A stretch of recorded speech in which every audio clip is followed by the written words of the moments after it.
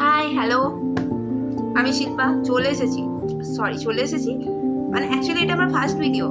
আমি বুঝতে পারছিলাম না কিভাবে সবার সাথে কানেক্ট করবো বা কি বলবো। আম, তো ফার্স্ট টাইম বুঝতেই পারছো। সো কি বলবো আমি কিছু বুঝতে পারছি না।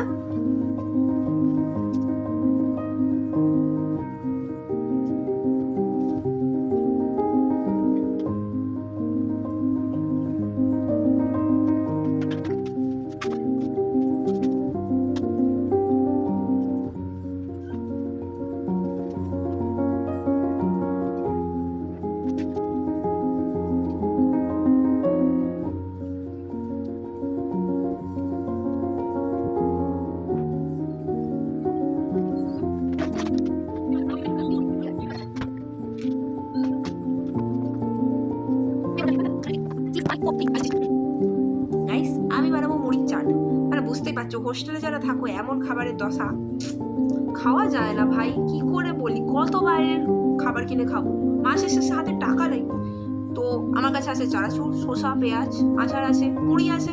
তো আমি আমার স্টাইলে, মানে অনেকে দেখে বলতে পারো এটা কিরকম মুড়ির চাট রে ভাই। আমার মতো গরিবই মুড়ির চাট। আজকে আমি মুড়ির চাট করে খাবো। নট গরিবি, আমার স্টাইলে ইটস ওকে। আমি তো এইভাবেই খেতে ভালোবাসি। অনেকে মানে আরও অনেক রকম দিয়ে খায়, অনেক টেস্টি লাগে। আমরা যখন কলেজে পড়তাম অনেক কিছু দিয়ে করতাম। তবু আমি একটু মোটামুটি করার চেষ্টা করবো, ঠিক আছে? করে সেটা আমি খাবো। তো সেটুকু তোমাদের সাথে শেয়ার করছি। আমার ঝালমুড়ি প্রিপারেশন হয়ে গেছে। এখানে নিয়েছি পেঁয়াজ কুচি, শসা কুচিয়ে নিয়েছি, এটা সাদা চানাচুর, এটা ঝাল চানাচুর। এবারে আমি দুটো চানাচুর ইউজ করেছি কেন জানো তো? এখানে টাইম তো পাওয়া যায় না, সকালবেলা একবার খাওয়া আর দুপুরবেলা একবার, রাত্রেবেলা একবার খাওয়া, যেরকম ডিউটি থাকে। তো মুড়িটা সেইভাবে খাওয়া হয়ে ওঠে না, মানে সকালবেলা তো খেয়ে যেতে হয়, আবার রাত্রেবেলা সব সময় ভাতটাই খেয়ে নিই।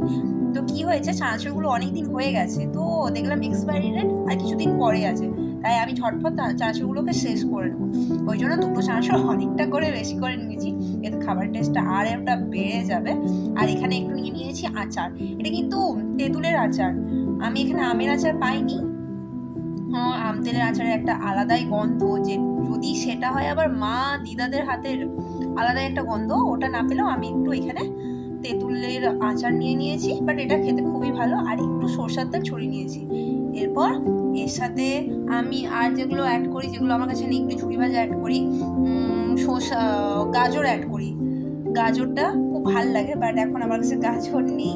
আর অনেকে কাঁচা ছোলা অ্যাড করে, আমি কাঁচা ছোলা খাই না খুব একটা। তো আমি এখন আমার প্রিপারেশন রেডি, আমি এর সাথে শুধু একটু মুড়ি মিশাবো, দিয়ে ওটাকে ভালো করে মাখিয়ে তারপর তো খাওয়া শুরু।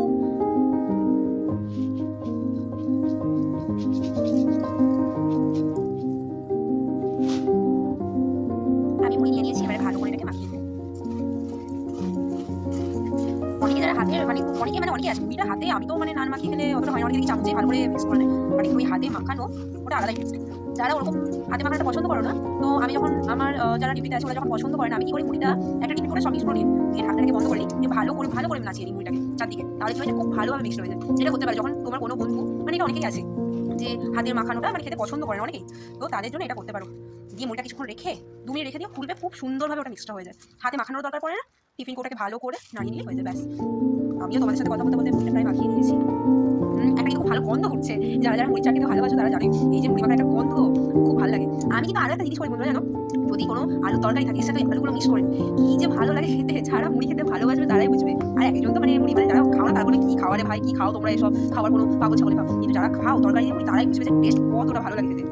দেখো মুড়িটা খুব ভালো একটা গন্ধ উঠছে। আমি একটা জিনিস ভুলে গেছি, ধনেপাতা। আমি এর সাথে ধনেপাতা মিক্স করে নেবো। দেখো ধনেপাতা দিয়ে দিয়েছি, এবারে আমার খাওয়া শুরু।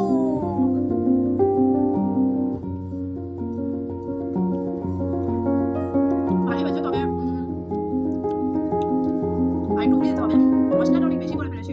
আরেকটা যেটা করেছি, আগে না মশলাটা ভালো করে হাত করে মাখিয়ে নেবে, ভালো করে, তারপর ওইটা ঢালবে, দেখবে মানে টেস্টটা আরেকটু এনহান্স হয়। তবে এটাও ভালো লাগছে। আমার তেঁতুলের আচারটা একটু বেশি পড়ে গেছে, কিন্তু এমন বলে তেঁতুলের আচার দিয়ে আমি তো আগে কখনো খাইনি, কারণ এখানে আমি যেহেতু আমের আচার পাইনি, একটা ছোট 10 টাকা তেঁতুলের